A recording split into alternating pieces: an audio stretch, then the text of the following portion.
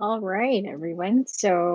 Um, this is where we left off last, and we learned how to rotate shapes around different access points, right? So we rotated these sort of squares around the circle. Um, we're going to kind of switch gears a little bit. We're still in Illustrator, but we're now looking at the type tool. So I'm just kind of moving over my screen, holding down my spacebar key and just clicking and dragging a little bit over so you can see my screen. You have the type tool in Illustrator. One of the purposes or helpful things that Illustrator does is people create logos with them. So, um,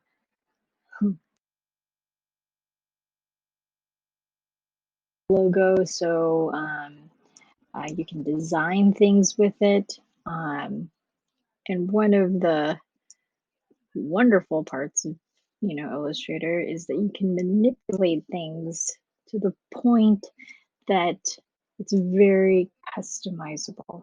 And one of the ways that um, Illustrator does that is you're able to manipulate text, like the actual letter forms.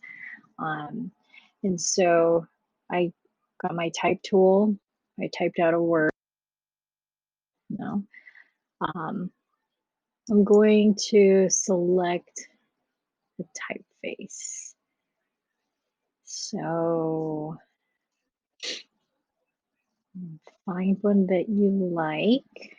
I'm going to find one that I'm going to manipulate. So, knowing that I will manipulate it, and you'll see what I mean. So I'll pick this one. Your type, you guys have a great type selection here in Creative Cloud or whatever they want to call it. I just picked one. Okay, so as you can see here, I can select my type, right? I can edit the type, okay? Now, I'm gonna zoom in a little bit. You can see that my text box, right here, it looks like a text box like anything else. Like you've got a box and you've got this line. If I get my type tool again, I can select different parts of it and I can change the letter. Okay, so it's still manipulable. Um, Illustrator allows us to do this thing. It's called outline fonts. And in outlining the fonts, what that does is it creates a version of what you see here, and it makes a version where it is the object of the letters, and it's no longer something you can edit. So, but you are able to manipulate it. So I'll show you what this looks like. So here is my word, Tuesday. I'm going to go to edit, copy. I'm going to go edit, paste. Okay. I've made a copy of it. So if I select both, and you can select two objects at once just by dragging your selection tool over both of them. Okay, so here is the original one, and here is my copy. I'm going to make sure I have my selection tool on it, so it's selected. And I'm going to go to Type, Create Outlines. Okay. Not touching this word, then I'm going to go to Object, Ungroup. Okay. So after I do those two steps, I'm going to uncheck or click away. And what you'll see is now these letter forms, you can't manipulate them anymore, but they're just objects that look like letters. Okay, so I'm going to do this again.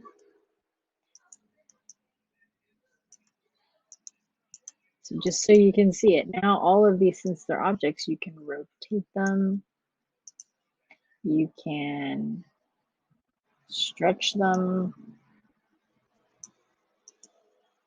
you can change their color, you can add a stroke, because they are only objects. The fact that they look like a T, a U, an E, an S, a D, an A, and an upside down Y is just because you know the letters, you know your alphabet. Okay, but as far as Illustrator thinks, it is just another weird looking rectangle. So I'm going to do this again just so you can see it, and I'll start from the very beginning. So I'm going to go take my type tool, make a text box, and I'm going to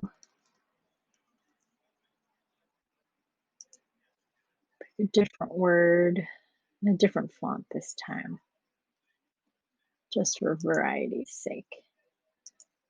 Okay, and I'm gonna change the size.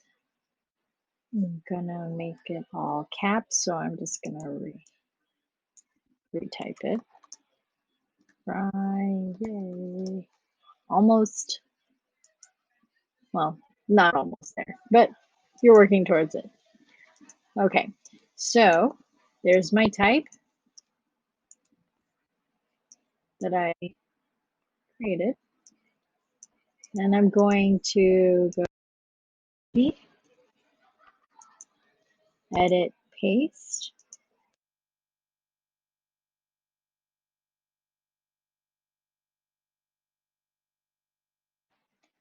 I'm gonna make sure that so I'll click away. I'm gonna make sure I've got my black arrow tool, right, selected. I'm gonna select that box, and I'm gonna go to type, create outlines.